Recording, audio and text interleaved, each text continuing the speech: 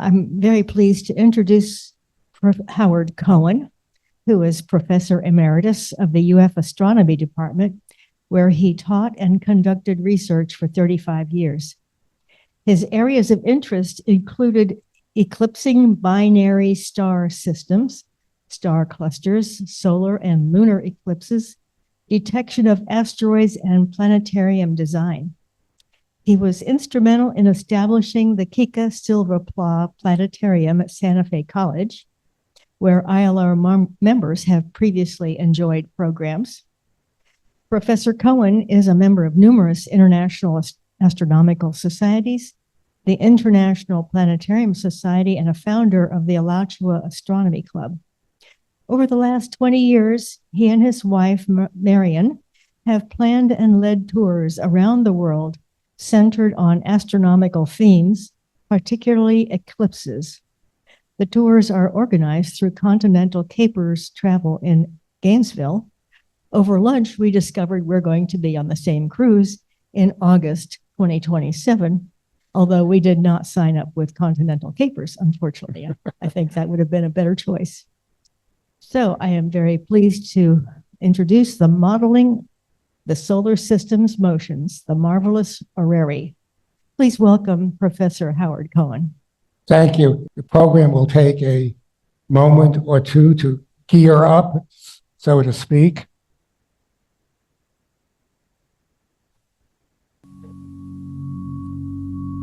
And hopefully we'll be in for a treat that will entertain you.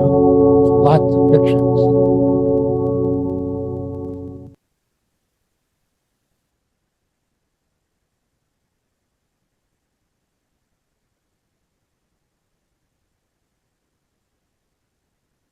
I always like to start presentations with a quotation, so here is one for you.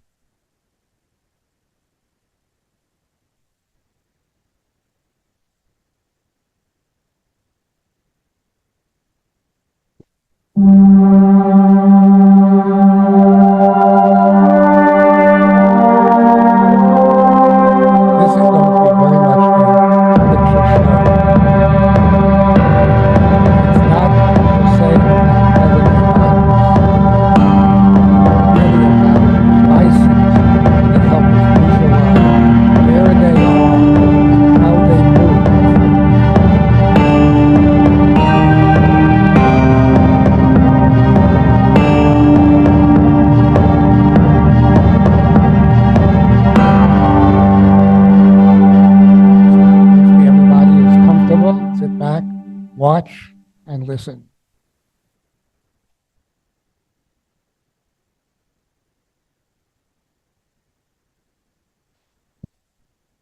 Now, before we begin, I want to ask a few questions, and I'm going to provide the answers at the same time, just to be sure that we're all together on the same page and know some of the terms that we're going to be used during the next hour. Now, let's start out with the word planetarium. Probably many of you have heard of a planetarium, perhaps have visited one, but you may or may not know that there are several definitions of a planetarium.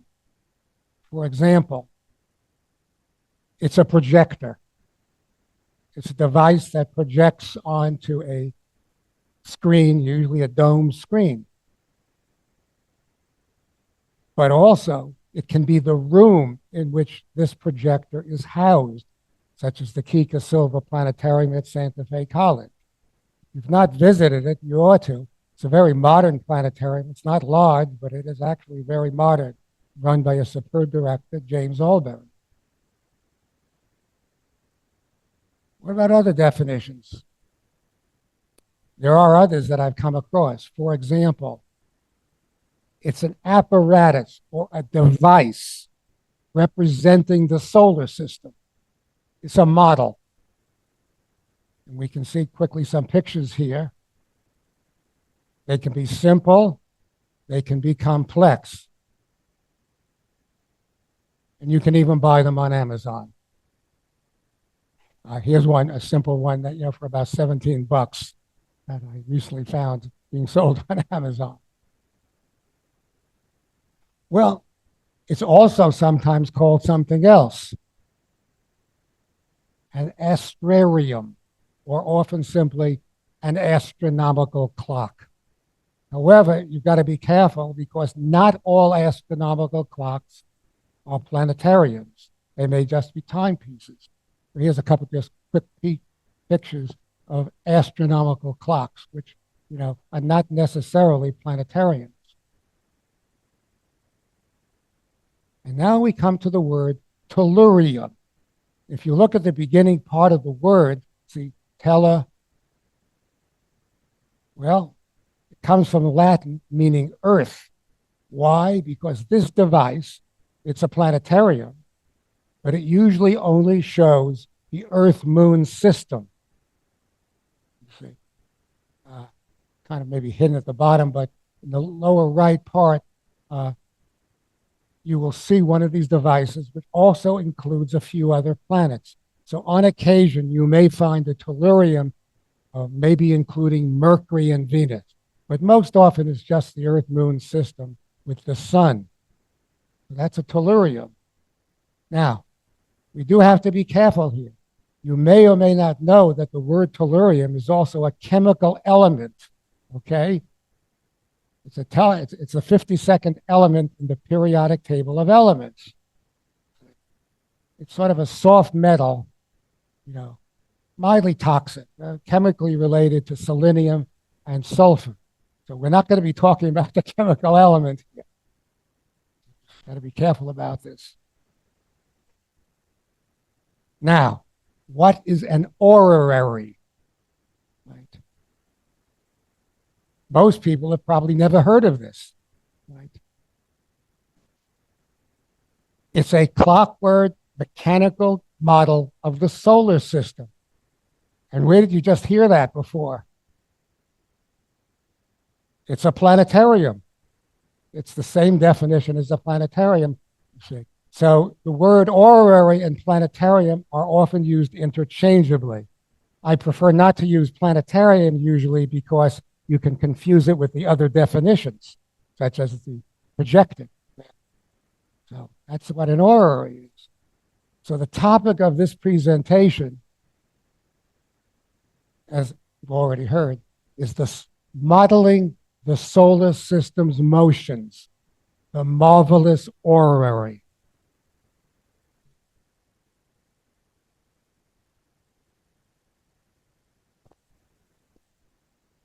Now, we'll begin by talking a bit about the orrery, what it does, and then later we'll see lots and lots of pictures of them. So what does an orrery actually do? Well, I don't know how many of you know that the heavens seem to move. Have you ever noticed that the stars rise and set just like the sun does and the moon? I've found many people don't know this. If you want to see a dramatic representation of this, you can look at this photograph. It's a time-lapse photograph taken here in Gainesville. The camera was pointed north, and it took a series of photographs over a period of about 8 hours, and then the photographs were put together. And of course, you see the stars making streaks or trails because of their daily motions. Well, if you watch the sky, some of the motions you see can be very confusing. Although today, it's not often so easy to see these confusing motions because of so-called light pollution. In fact, I have read that probably about 80% of our population can no longer see the Milky Way at all due to artificial lighting. So sometimes the newspaper will say, hey, go out and see the Milky Way. Well, you're not going to do it from most places in this country now. In any case, an example of some of these confusing motions can be seen in this little video taken by an amateur astronomer. And if you look at Jupiter and Saturn, you can see them doing a rather puzzling cosmic dance against the background stars.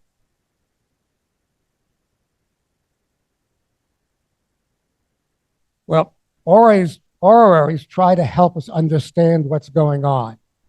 These devices can be complex, often elegant, and sometimes not so, as we'll see. They try to help us illustrate how the planets in our solar system move. They attempt to show the design of our solar system, its layout. But they don't necessarily show the correct relative distances or object dimensions. Now, this is an important point, and it's because the distances are so vast, it would be very hard to portray the correct distances in a model. There are ways, however, of doing it. They're called solar walks. And we have one here in Gainesville. The Gainesville Solar Walk. I don't know if you've seen it. It's built to show correct relative spacings. It's along Northwest 8th Avenue.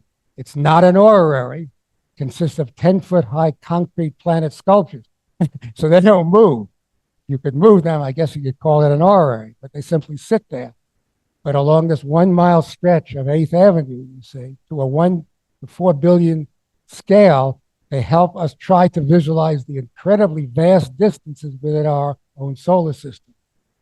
In case, by the way, you're interested, this was a project designed and constructed by a Tarpon Springs artist, Elizabeth Indianos. She also holds a master's degree from the University of Florida. It was a project between her, the city of Gainesville, and the Alachua Astronomy Club. Interestingly, the astronomy department at the university had nothing to do with this. It was basically a city of Gainesville project.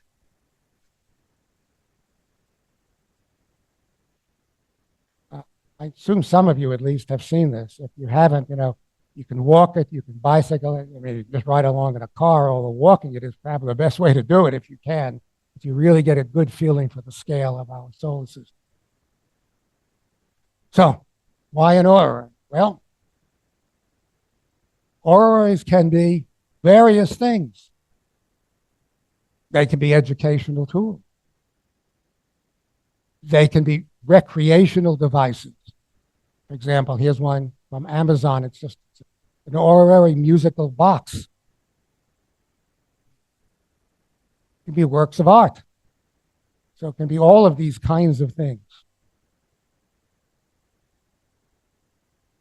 What they try to do is demonstrate and predict the relative orbital planetary positions and how they move.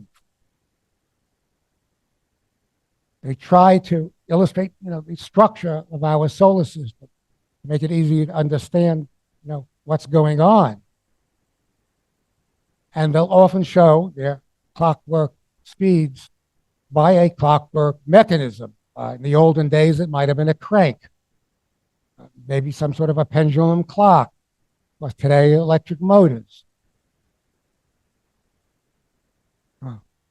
Where does it come from?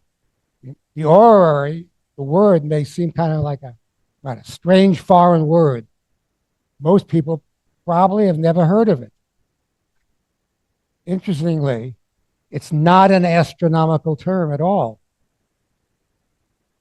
For example, the word planet in astronomy is astronomical. It goes back to ancient Greek, meaning to wander, because these were wandering stars on the heavens. So it's not related to astronomy at all. And you kind of need a little bit of history if you want to understand its meaning. The problem is its history is it's a bit confusing, even convoluted. I'll try to give it to you the way I understand it. Hopefully I've gotten most of it correct. Well, if you go back some 600 odd years, you'll meet a person by the name of Giovanni Dondi, who was an expert clockmaker. And you can see a statue of him in Padova, Italy. Well, what he did was he built what's probably the first known clock-driven mechanism to precisely track planetary movements. It was, in fact, based on what we call geocentric astronomy, meaning the Earth was at the center of the clockwork mechanism. But it worked very well, and it was very precise. It took them over 16 years to build, had over 100 parts in it. Unfortunately, for whatever reason, it fell into ruins and it's been lost in time. It no longer exists. However, old drawings do exist, and so it's been possible to reconstruct it. And several people or organizations have done this. However, keep in mind, it's not really an orrery because it basically is a clock showing where things would be in time, but it doesn't show their orbital motion. But it was a magnificent device. And here's one of the reconstructs, you see, at Oxford University. Perhaps you can see it a little better here. Quite a gem.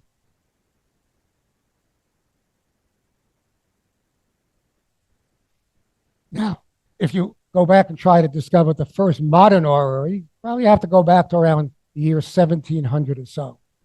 There were two expert clockmakers, Thomas Tompion and George Graham, who worked together for much of their professional lives.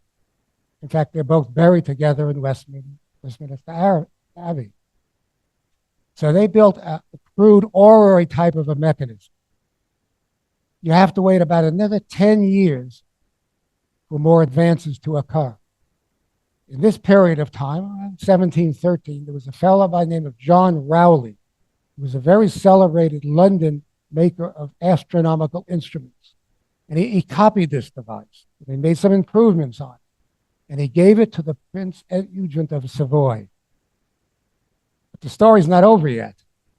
Because what happened after this, that Rowley was then commissioned to make one for his patron, Charles Boyle.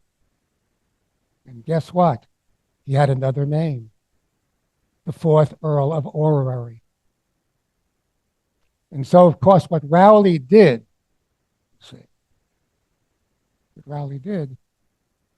is he named it, right, for his patron.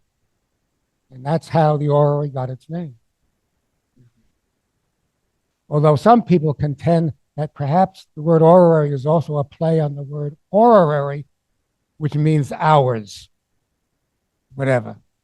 So that's where the name supposedly comes from. All right. Well, orreries became very popular amusement and novelty items. You could find them in the homes of the wealthy, where some very elegant orreries were shown. As an example, the simple example of an astronomical clock with an orrery on the top of it, and it became a useful device for recreation and teaching.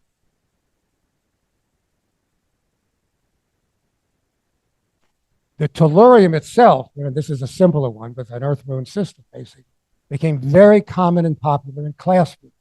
And you can find many old devices of this type, many of them very valuable antiques that would have values in the thousands of dollars. And these became very, very popular, especially the one in the lower right-hand corner, the trapezium. This has been in use for more than a century in classrooms. They're still found today in classrooms.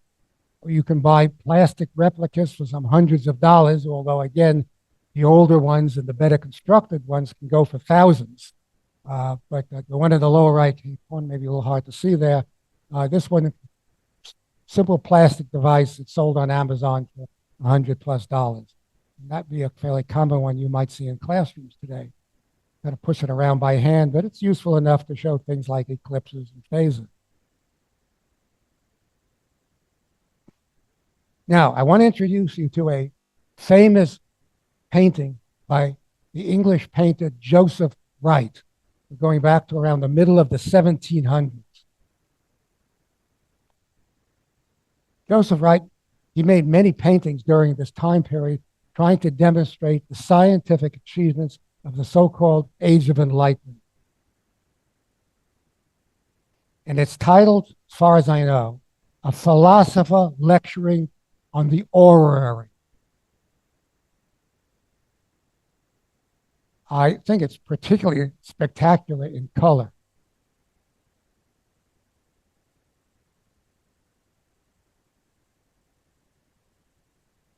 Notice the size of the orrery, quite large. And we'll see that large ones were in fact made. What it's showing here, supposed to show, is a family gathered around this large orrery, fascinated by the wonders of our solar system, as explained by a philosopher. The whole thing here is that orreries were supposed to convey the mechanical understanding of planetary movements to a public that was not really very well educated in astronomical matters, which probably could say is still true today. They could demonstrate, for example, the seasons, eclipses of the moon, eclipses of the sun, the phases of the moon, and so forth.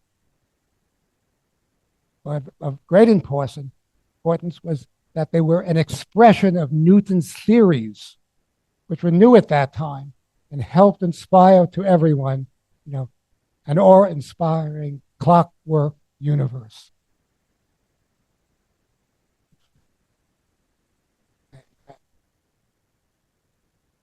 Now, what we're going to do for the rest of the program is to try to look at some really absolutely marvelous pictures of old historic orreries, notable ones, some very remarkable. And we're going to take a tour of these orreries from the 1700s through modern times.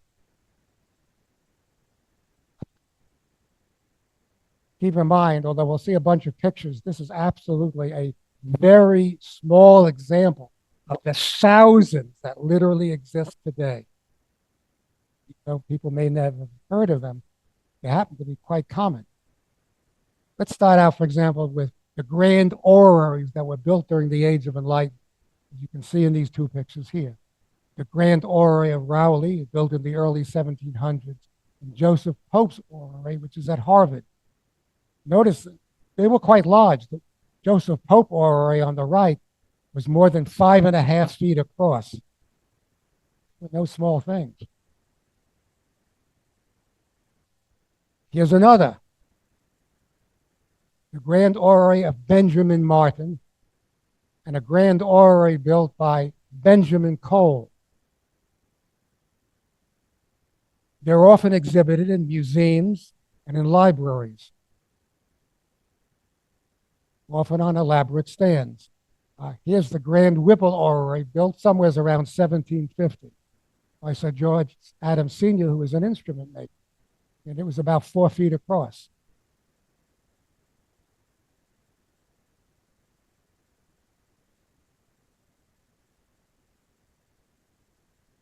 When you see these, they're often, by the way, under a protective glass cover because they're so valuable. And on the right, you can see an enlargement of the orrery. Shows the sun, the earth, Jupiter, for example. When I looked at this for the first time, I was puzzled because if you look at Jupiter, yes, it attempts to show some of the moons of Jupiter. But some of you may know that Galileo discovered the 4 large moons of Jupiter around 1610. And I looked at this, and there's only 3. So I kind of scratched my head and wondered, was it lost? Why didn't they put it in? Well, I did a little investigating, and it turns out the 4th one's there. It's just hiding behind Jupiter. You can't see it, but it is actually there. Then we come to the orreries of James Ferguson. His orreries became very, very popular in the 1700s and are very often copied today to make contemporary orreries. So there are lots of them around that are based on his initial designs. You'll see them come in various forms. A couple of quick pictures to illustrate. The one in the upper left, if you can see it, has a crank in the front of it. So you turn the crank and it would make, the planets move around. Now we come to the Americas. Orreries really weren't constructed very early in the Americas. When they were, they became a symbol of scientific progress for America. David Rittenhouse was an astronomer of this time, probably the most prominent American astronomer of the 1700s. He was an expert surveyor and, for example, helped survey the Mason-Dixon line. He was the first to run the Mint, and he was a very good maker of orreries. And he gave one to what we now call Princeton University. It wasn't called Princeton back then, but he gave one to Princeton. But this created a problem, you see.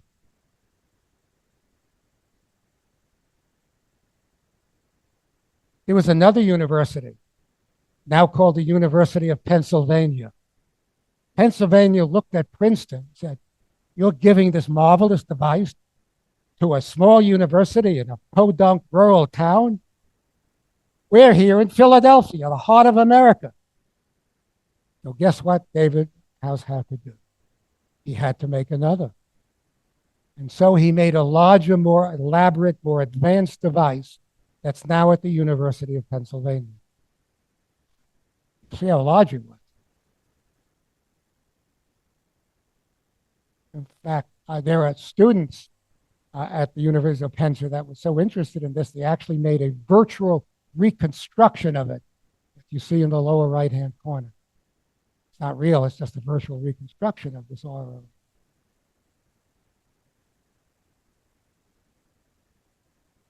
Here it is, and it's a working model. Now, I don't know how many of you in the back can see this, perhaps some of you in the front can. It's a working model. I don't know if you can see the arms in the middle slowly turning around.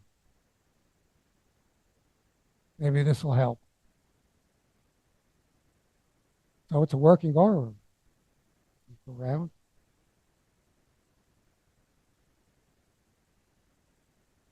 Yeah. And Orreries continue to be built in the Americas. For example, this one is at the Kentucky Historical Society, built somewhere in the 1800s. Again, fairly large device. Now, I want to introduce you to what, as far as I know, is the world's oldest working planetarium, or orrery. It's in the IJsselmeer Planetarium in the Netherlands. It's actually in the living room of a small two-story house on the ceiling. It's on the ceiling here. There's the house and the orrery on the ceiling. Who built it? Well, it was built by an amateur astronomer, Astronomy, who was also a woolcomber. He didn't keep it, however. It was purchased by who? Prince William I, Prince of Orange, the first king of the Netherlands. So he came in possession of it. But it's available to the public today. It's open to the public. You can visit it. In fact, it's listed on the top 100 Dutch heritage sites. It's driven by a pendulum clock. If, again, you watch in the lower right-hand corner, the planets do actually move.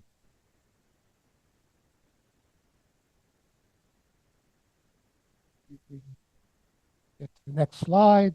You can see it a little bit better here.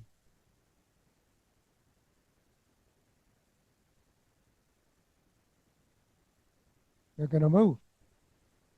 The outer planets, Jupiter and Saturn, move slowly. The inner planets, Mercury through Mars, move more quickly. At least some of you in the front can see them moving around. This is a working orrery.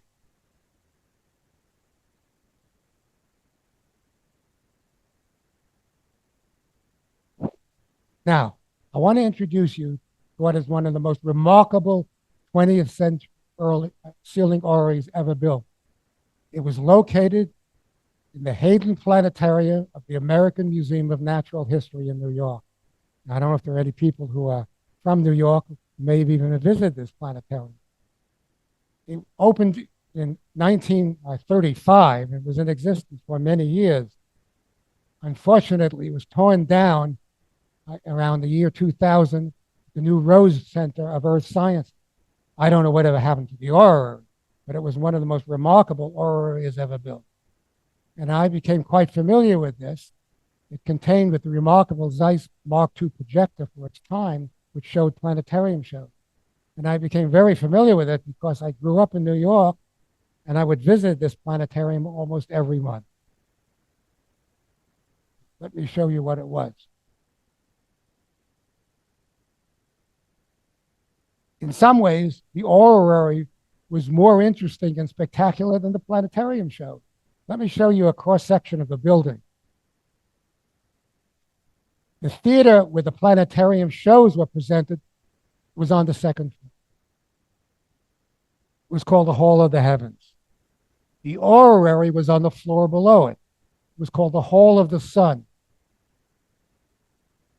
And its walls contained zodiacal images of the zodiacal constellation. But it was on the ceiling. That's where the orrery was. Now, where did the idea come from?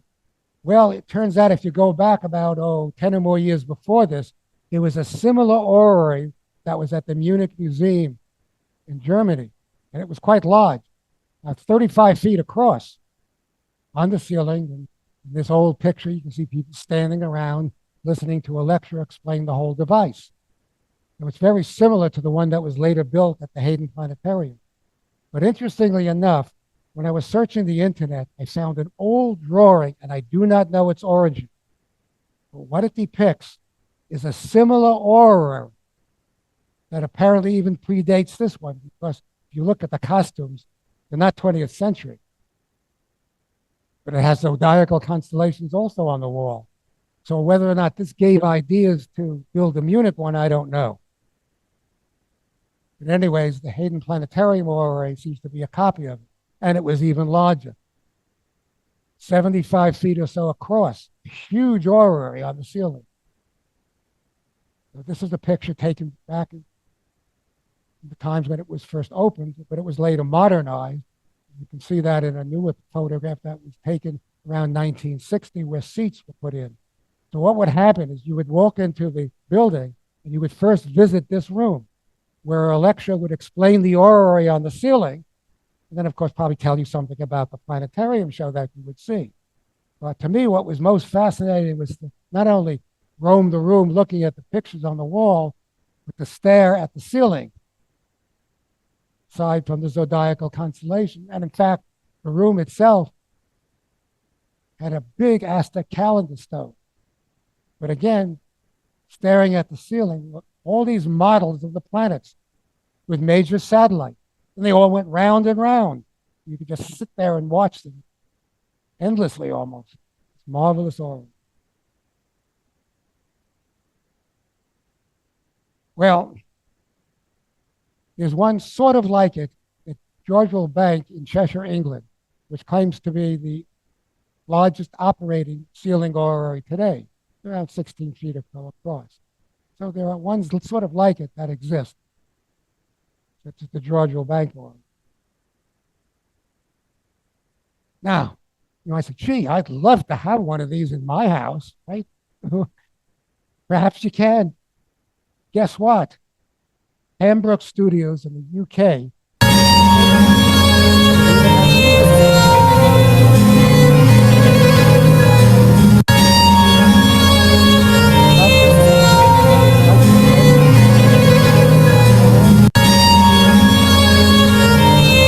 Now, if this is too much for you, this same company will make a lot of other orreries too. They'll make smaller ones. So that's the ceiling orrery is a little bit too much.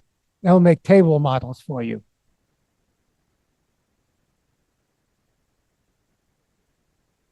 Now, I want to just forewarn you on something.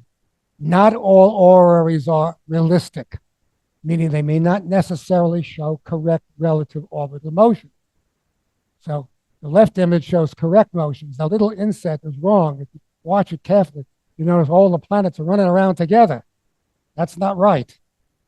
You see, so whatever period you pick for the Earth's revolution time, a year or whatever, you have to, of course, prorate the gearing so it correctly shows the correct periods for all of the other objects. So not all orreries are necessarily going to be right. You've got to be sure you've got a good one. Now, as we said, orrery is a strange word, and it's not familiar to most people. It's an orrery. Well, I will tell you, thousands exist today, and they come in all sorts of styles and forms.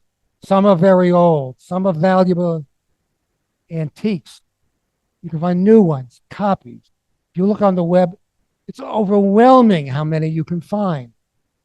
literally enough to blow one's mind. It's just, every time I look, I find another one.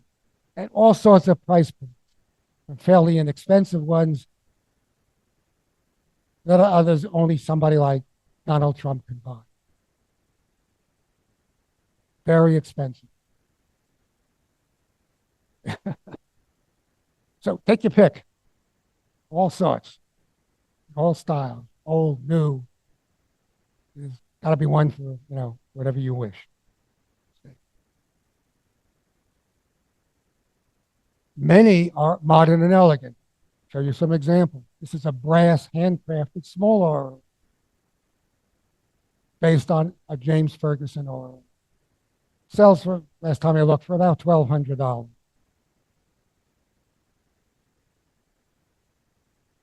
Here's a very modern, beautiful table model. It's made of walnut, stone, and brass. It depicts the relative correct motions of all the planets, not just out to Saturn. It has correctly shown the orbital motion of the moon about the Earth. It contains what is called an Orrery sphere surrounding it, which contains astronomical circles that are often useful in astronomy. And it has a beautiful brass engraved calendar ring around the base. Ph.D. company sells it for a few $1,000s.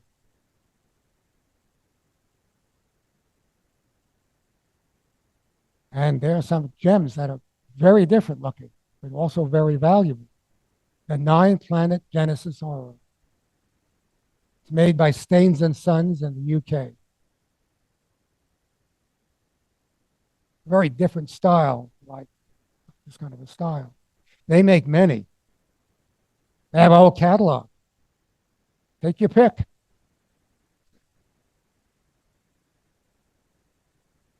Yeah, not cheap. It'll cost thousands. There are companies that will custom make them for you. For example, I found that scienceart.com will custom make orreries for you in various styles. Ones that, you could put in your home, put on some sort of a table and so forth. Beautiful devices. But again, they're not going to come cheap. Then there is this one. This is absolutely glorious.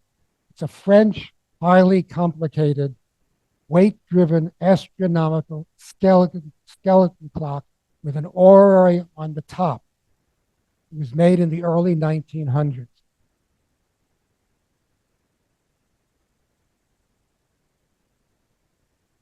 It fell into some disrepair, and it later had to be restored.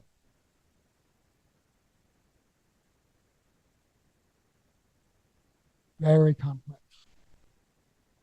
It was stored, some maybe 10 or so years ago. What's its value? Probably in the hundreds of thousands. Oh, hey, what about taking one with you? You can. There are pocket orreries, believe it or not. And there are ones that come in, nice wooden cabinets. Now, some of these are very old. They've been around for centuries. The one at the top, comes with all the parts inside. You take it out, you can put it together.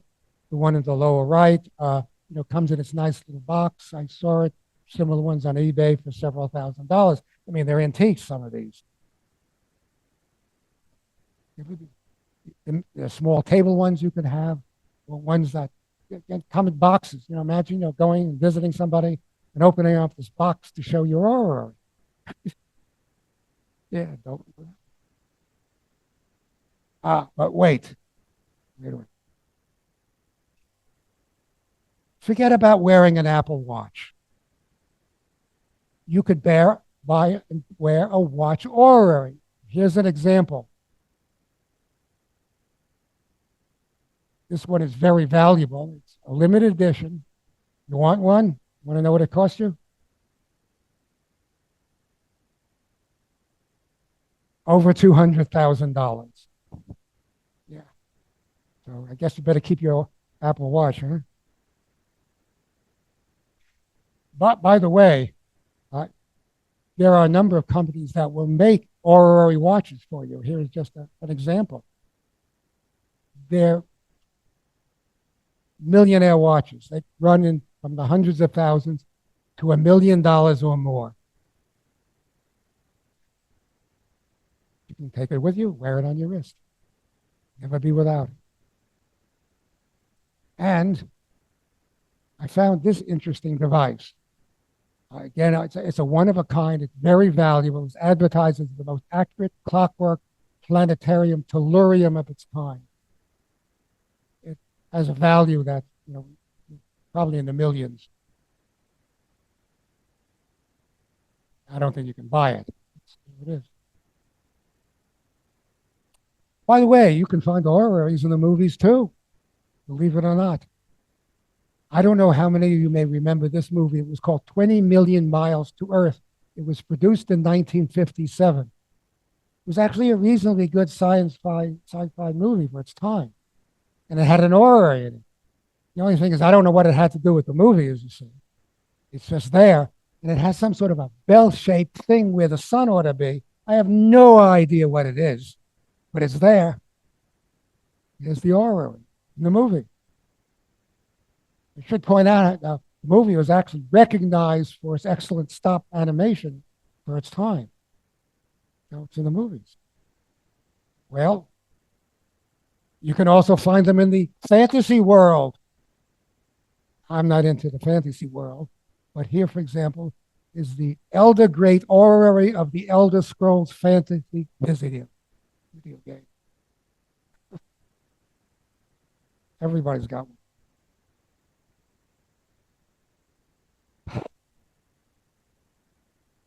If you're overwhelmed at this point by all of these Orreries, but we're not done. And you may say, well, I still want one. You could just buy a wall hanging or something like that, to put on your wall that displays an Orrery. Zazzle will sell you one in 50 to some hundreds of dollars, depending on how it's framed and so forth. Right? You can do that. Or, hey, just buy a t-shirt.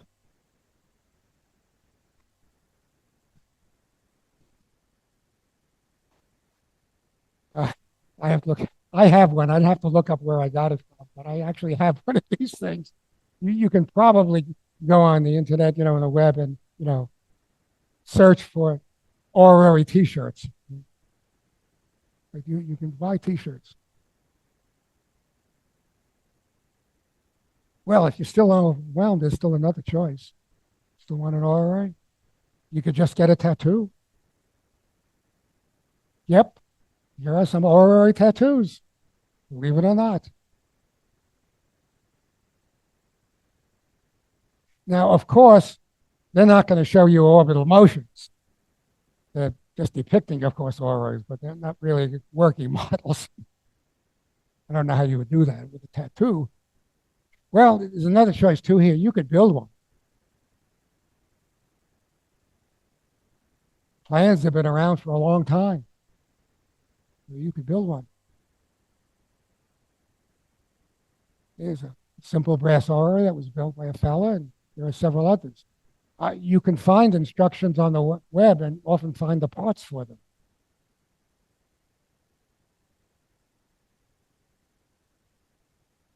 Or maybe something like this. This is a 9-planet Dennis Orrery. The fellow who made it was, however, an expert machinist.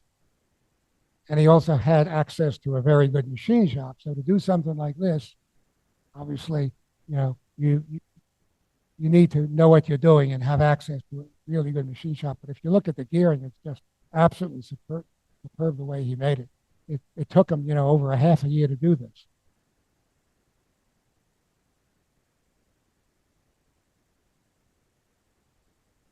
You can go simpler. Build one out of an erector set. You remember any of the old erector sets? Yeah. Well, people have made Orreries out of them. You can find instructions on the web. I wish I knew about these things when I was a kid. I had an erector set. I would have loved to have made one. These are working Orreries. They're exhibited at shows and so forth. So there are dozens of these around that people have made. That's not very elegant, but they're quite remarkable to look at. If you like to work in wood, you can again find instructions how to do it. And people have made various orreries out of wood. Here's just a small example of all wooden orreries. I don't know how well they work in terms of a clockwork mechanism. You can often find instructions and perhaps even the parts on online kits. Even plastic ones. This is a tellurium made out of plastic. The parts probably can be bought. Even cardboard ones. Here's one that comes out of Germany. They'll sell you one of these. They claim it's the world's first mechanical orrery as a cardboard kit. Right? About 12 inches in diameter. I read it took about 25 to 30 hours to put it together. Seems rather long. I don't know why it should have taken that amount of time. But this comes out of a German manufacturer. Or this. Legos, of course. Why not? Build a Lego orrery. Now, originally, this might have been a little challenging. You can find instructions on the web, but then you got to scrounge around and find all the appropriate parts. That's the problem usually. You can add a little electric motor. But hey, it's easier now. Guess what? Amazon. You can buy one on Amazon. They'll sell you a tellurium, not a full orrery, but they'll sell you a tellurium. It's got over 500 pieces. It's only about $60. Great gift for your grandkids, maybe. Supposedly, if anybody is 10 years or older, they can put it together. I don't know. You can actually make one by buying a kit like this with all the parts. Then you can add an electric motor if you want. This one's hand cranked, but you can add an electric motor if you wish. Now, if this all seems too difficult, well, you can just take some cardboard, foam board, and little pieces of wood, and construct little simple ones. How about a little cute wizard orrery at the top? It's made out of, some cardboard and foam board. Again, probably not very accurate in terms of a clockwork mechanism. But it's interesting how people have actually made very simple ones out of practically nothing.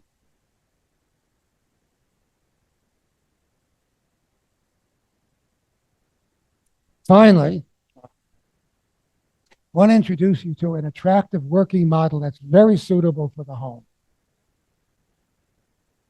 It's made in England, sold worldwide, originally by Eagle Moss Publications, but now I think it's been taken over by others.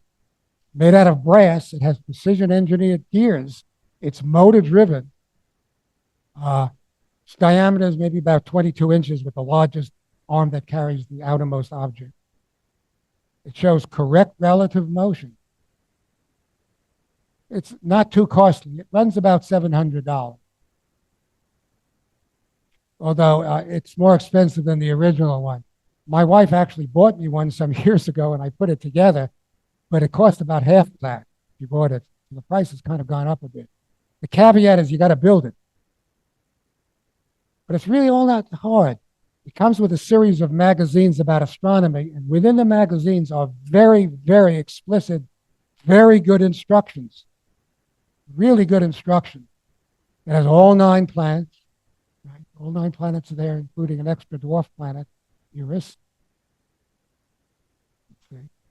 When I did it, it took about 12 hours to put together. And you can still buy them.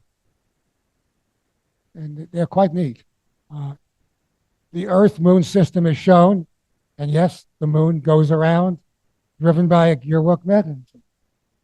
Up in the lower right corner, there's the Earth-Moon system there. There's the moon going around the Earth. It's quite a marvelous device, You have to put it in sort of a table where, you got an arm that sticks out a bit so it won't interfere with anything. All right. What I want to conclude with is 2 remaining types of orreries. And why I want to show you more is that these 2 orreries are very, very different from what you've seen before. See, there's a problem here. There's a problem with many of the orreries. This is the problem. Let's remind ourselves. The motions on the sky can be very complex and confusing. Just a quick review. For example, when Mars is close to the Earth, it's very bright, very colorful, easy to see. And if you watch it over a period of weeks, it'll undergo some very confusing motions as depicted in this series of photographs taken by an amateur astronomer over a period of several months from last fall into, I think it was early this spring and so forth. And there's Mars, at different positions. And all this can be, kind of puzzling. And the question then arises, how do the motions of the planets in their orbits, as depicted by an aurora, translate into what you see on the sky? That's the problem. The thing is, it's not always completely obvious. In other words, how do the orbital motions that you see here translate into what you would see on the sky? So, for example, in this video again, here's 3 years of Saturn moving along. And so how do the orbital motions translate into what you see on the sky? Well, the answer is that most auroras don't show this explicitly. The solution is a different type of aurora.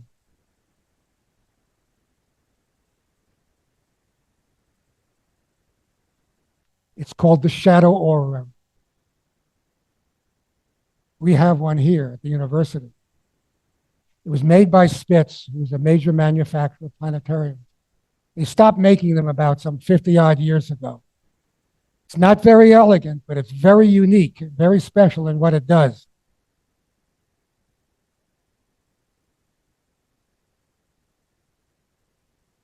So this, the one that you're seeing here is possibly the last one ever made by Spitz, purchased by UF some 55 years ago.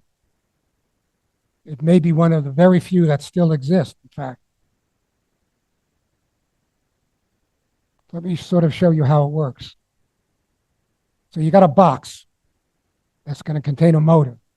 There's the sun in the middle, and then arms will carry the Earth and the other planets. Now, for simplicity, I'm only going to show one planet.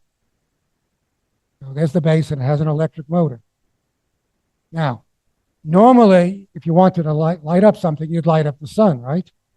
That's what you normally would do. However, with this type of an orrery, you can light up the Earth instead.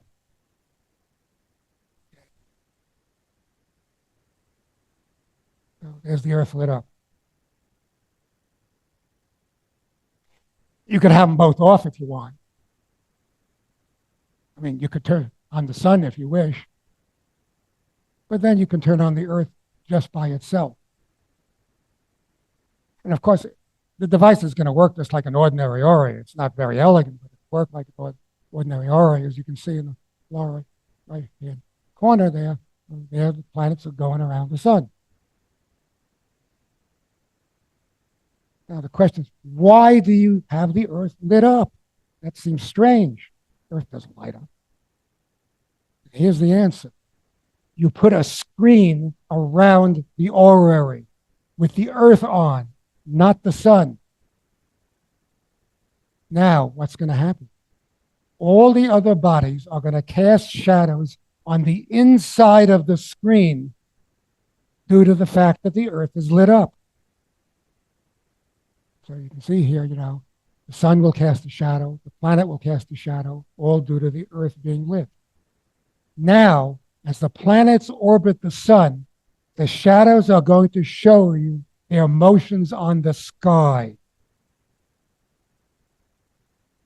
And this happens because the line of sight from the Earth to the object is caused by the Earth being lit up, causing the object to cast a shadow. So the shadows are showing the lines of sight from Earth to object. And so as the objects move in the orrery, the lines of sight producing these shadows now will show you the motions on the sky at the same time.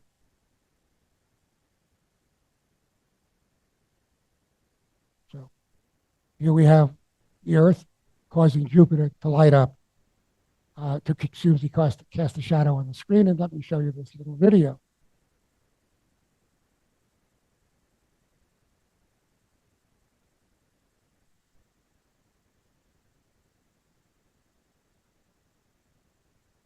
There's Jupiter. There's its shadow, the screen, the Earth is lit up. Watch as the Earth moves and passes by Jupiter. Jupiter seems to move to the right. It's an illusion by the Earth going past Jupiter. As soon as the Earth has passed Jupiter, notice what happens to the line of sight. The planet now begins to move to the left rather than the right, showing how these complex motions can be produced by simple, revolutions of the planets around the sun. So it's an ingenious device to do this kind of thing. Not elegant, but it does the job. Now, I want to finish up with one last orrery. It's called Oliver's Orrery. Again, rather different. It's a computer orrery. It was devised by Dr. John Oliver, who was a very, very talented professor of astronomy here at the university. He created what is a very unique computer orrery based on the same idea as the shadow orrery for use in classrooms. And it would show both orbital motions and simultaneous sky views at the same time. So a computer would run the orrery.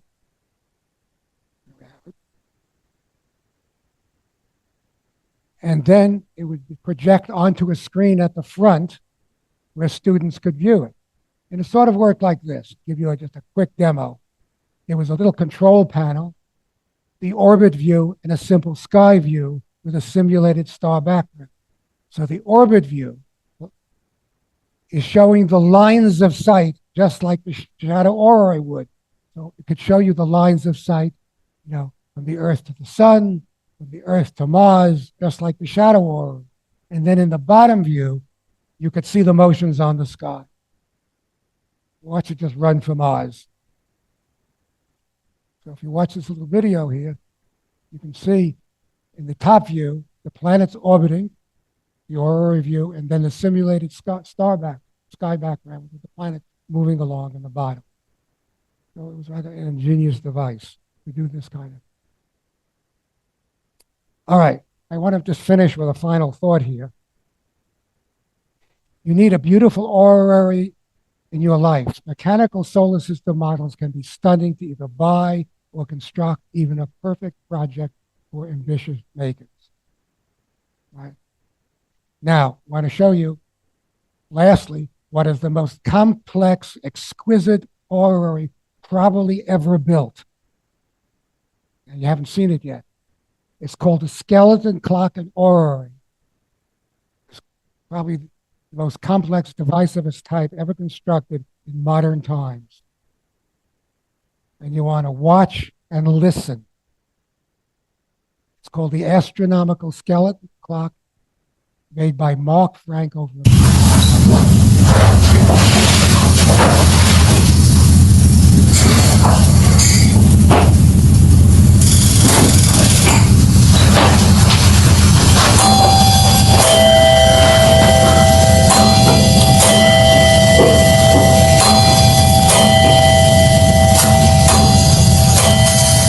Okay, that's it, folks. Thank you.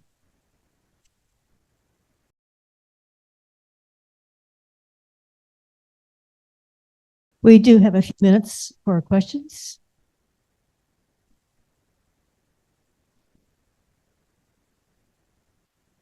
Thank you so much. That was such a creative presentation. And you mentioned that there are, or there is an orrery here in Gainesville. Now, I think the Bryant Space Center might have maybe even that shadow orrery. Well, is that right? I kept it around for a long time while I was teaching. When I retired, you know what I did? I took it home. I was afraid it would be lost. But a few years ago, I gave it back to the university. And I hope they still have it, because I try to impress on them that it's very valuable. It said it may be the only one in existence. And it does something that orreries don't do. The only real problem with it is because you have to look at the inside of a screen, you can't have too many students coming up at the same time to see it. That's why John Oliver invented this other type of orrery. So that's the disadvantage of it. You know, I used to use it when classes were smaller. When they got larger, it became a problem of how to use this device in a large lecture hall. You really couldn't. But I hope they still have it. It still works. Within the year, I was there, and they have it in the lobby when you come in that glass display case.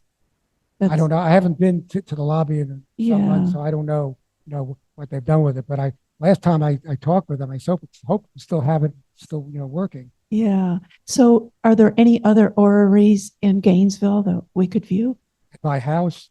In your house. Okay. Thank you. I don't know of any others. The Kika Silva Planetarium doesn't have an orrery. Well, I share your love of the Hayden Planetarium. I grew up not far from there, and it's really wonderful. Is it still doing well? Yeah, it does very well, but somehow when I was last there, it's lost sort of the glamour that the old one had. There's something, I don't know, missing. It's modernized and all that. I don't know if it has an orrery in it or not. I haven't been there in a while. I was there after it shortly opened, but the old one, you walked in, it was just, amazing. So the Rose Center, it's modernized and all that. I don't know if it has an orrery. I may have flunked my astronomy course back in the day, but I seem to remember the planets are on different inclinations. They're not all in the same plane. So is that actually depicted in any of these? Most orreries probably don't depict that. You'd have to have the arms at different inclinations to do it. I'm trying to think of any of the ones that I've ever seen that have that. I'm not sure that any of them do. Yeah, Mercury's angle is very large, for example. And if you go out to like Pluto, for example, it's 17 degrees. So that's the problem, in depicting all of these. Just depicting the scale can be a problem. The last one I showed you, that grass one, does go out even beyond Pluto, but the arms are not of the correct lengths, of course, because it's impossible. And they're all basically, well, they're slightly elevated one on top of the other because of the gearing, you see. So they're not quite in a straight line. But how accurate are these orreries compared to the real solar system, and do they over time lose or gain accuracy? Oh, sure, they will lose or gain, but there actually really depends on the particular model. Some of them that have been made are very accurate. I can't tell you precisely how much. Some of them are very, very accurate, and some are just crude. I've never tested the orrery of the one I built, but it's approximately right. But how accurate they are, I've never bothered to determine. But particularly some of the expensive ones, were apparently quite accurate. How accurate, I just can't tell you. The orreries seem accurate at producing the motions, but the relative sizes and scales, can you describe what a monstrosity or an impossibility would be to make an orrery where everything is true to scale? For example, the moon is 30 Earth diameters away from the Earth. For example, if you made an orrery where the Earth was, let's say, a foot from the sun, planets like Neptune, Pluto, Pluto would be 40 feet away. So you see the problem right there. And Neptune would be 30 feet away. Uranus, would be 20 feet away. If you really want to appreciate these distances, you've got to go to the solar walk. It's very hard to comprehend these distances until you actually produce a scale model. And that's what the solar walk here. The one we have here, to me, is one of the better ones. There are hundreds around the world, but some of them, for example, are too small and they don't give you a proper feeling for it, or they're so large you can't see the whole extent of it. Some of them will wander through a city. You lose the whole idea of it. This one, which is a straight line for a mile, you can really see down the whole thing and start moving along. and getting a really true feeling for the scale of the solar system, how far apart the outer planets are compared to the inner ones.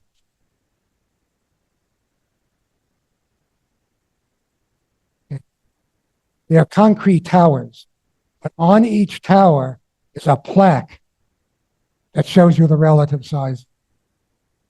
So, you know, there's a circle, I think, for the sun on a plaque, and all the others, I think, are scaled to that. The plaques were made by Tim Mallis, who's a local artist. He helped design the plaques for each one. So each one has a plaque describing, you know, what is supposed to be there. What most people don't know is, I'll clue you in a couple of secrets. Pluto is not at its correct distance.